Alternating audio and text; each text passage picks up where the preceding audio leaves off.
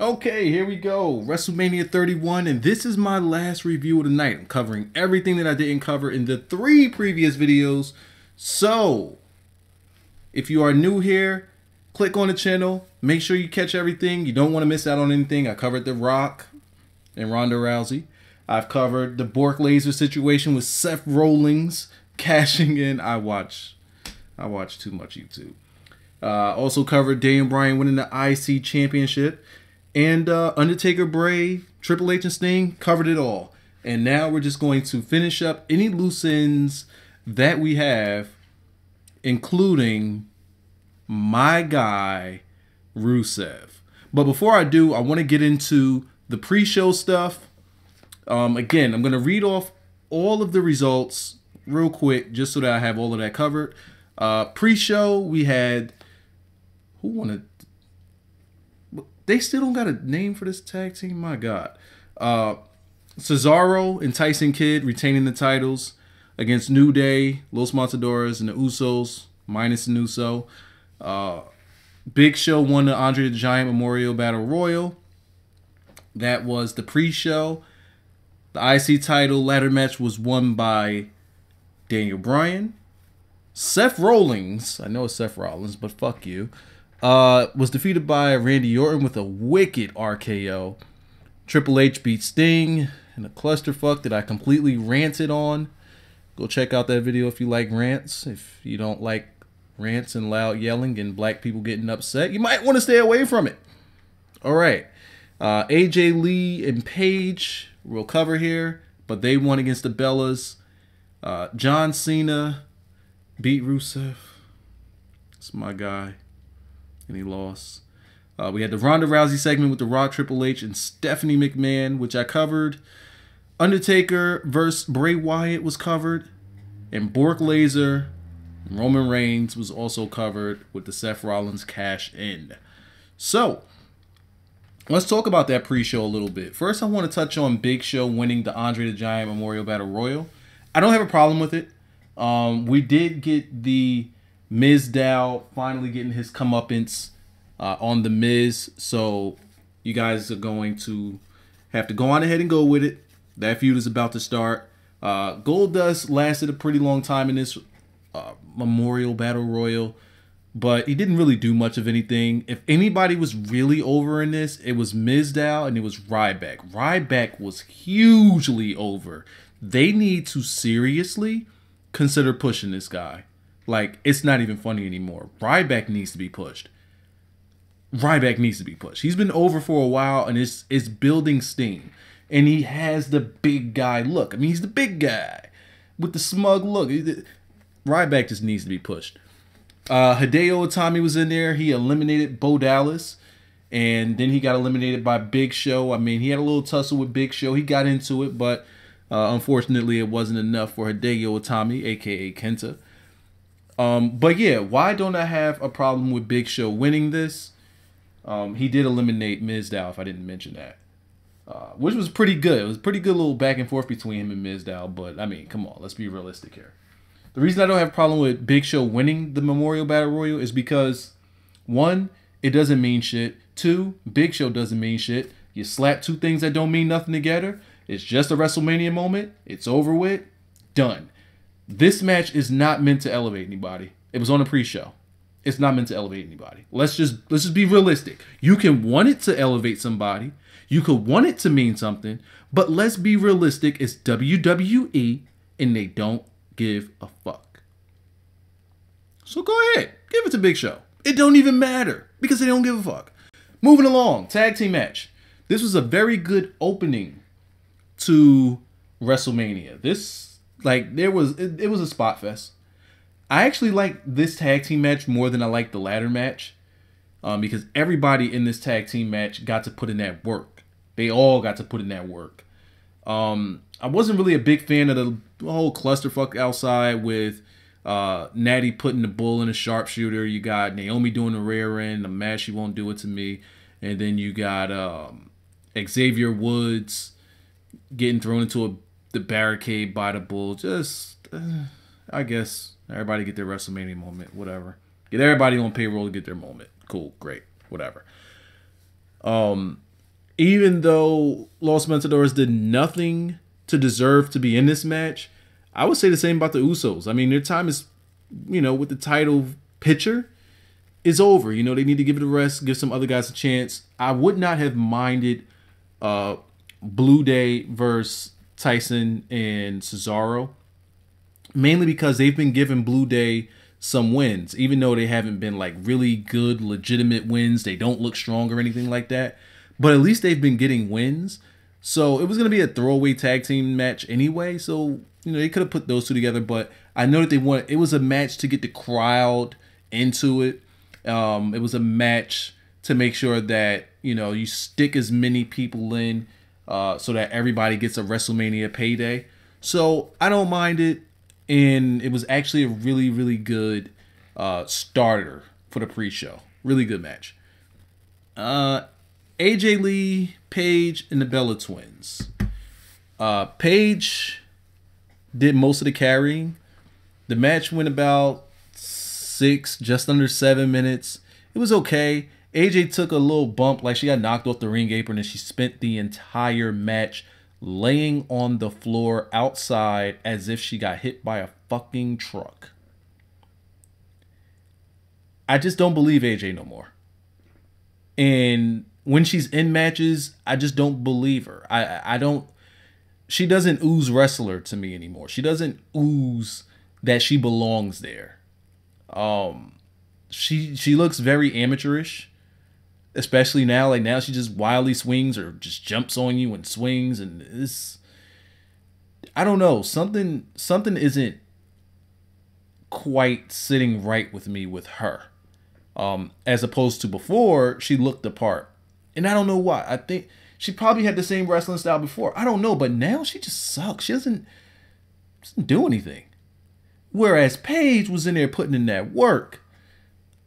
There's really not much of a need to discuss or review this match. It just was what it was. AJ came in. She got the tag finally. And she went from selling death to getting in the ring as if she was waiting on the apron the entire time. Completely fresh, completely energized. And I'm like, you just got off the floor. What? It just didn't make sense. And the only thing I really cared about in this match was when Paige threw Brie Bella into the stairs, because that looked wicked. She flung her into them stairs. But other than that, AJ got in. She put in her submission hold a couple of times. Last time she got in, whatever. Fuck that match. Rusev and John Cena. This is the last match that I'm reviewing. Overall, let me just double check, make sure I got everything. Okay. Rusev and John Cena.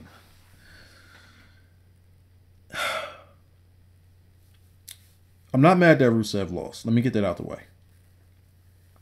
And for those of you who have known me for long enough, that have watched my reviews on my countless channels that have been shut down, you know that I was a Rusev guy ever since I went to SummerSlam back in 2013. And this is before he was on the main roster. This is before NXT was popping. This is when Rusev wore the caveman little dress, little skirt thing, and came out with the wooden board with your name on it, which he would break across the knee. This was before Lana.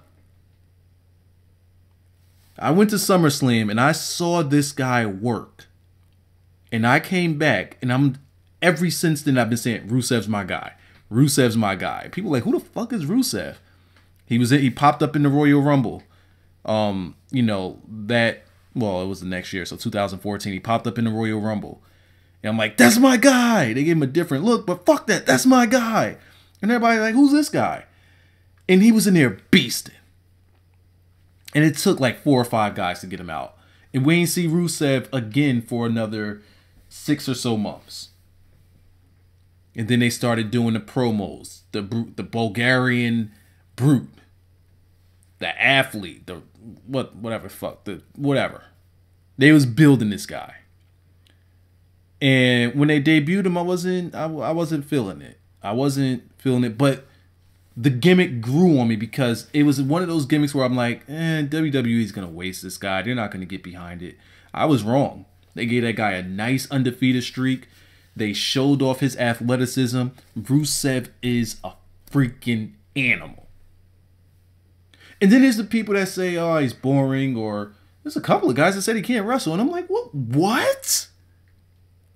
Show me another big guy like him that moves the way he does, that makes a match look believable. Look at how good he made Jack Swagger look. Who makes Jack Swagger look that good? I mean, he's a strong monster heel that could also show vulnerability. He can also show you, that he could take a beating. And then he'll show you like, okay, you got your shit off. Now I'm about to wreck you. Rusev is a beast. He is a freaking animal. And when he turns it on, you see what he does in the ring. And he can tell a story. His stuff with Jack Swagger, that was storytelling. His stuff with Mark Henry, storytelling. His stuff with Big Show. Bro, him in a match with Mark Henry and Big Show was even okay matches. Who could have okay matches with them two fucking... It's time for them to retire guys. Who? Rusev.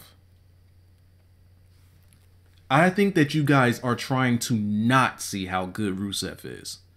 Rusev... And the sad part about it is they just might make him into a Kozlov after this. I'm praying that they don't, because this guy is a fucking animal. He is an animal. And they're not going to have too many chances to have a monster heel like him.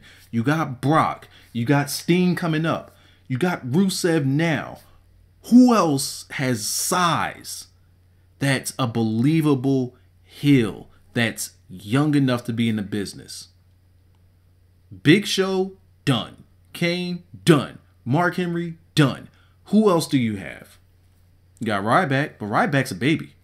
Ryback's babyface. Who else do you have that's that big, that can work, that can tell a story in the ring? Who? So when they bury this guy and they make a fucking Kozlov out of him, I'm going to tell you, like I'm telling you now, it's going to be a huge mistake.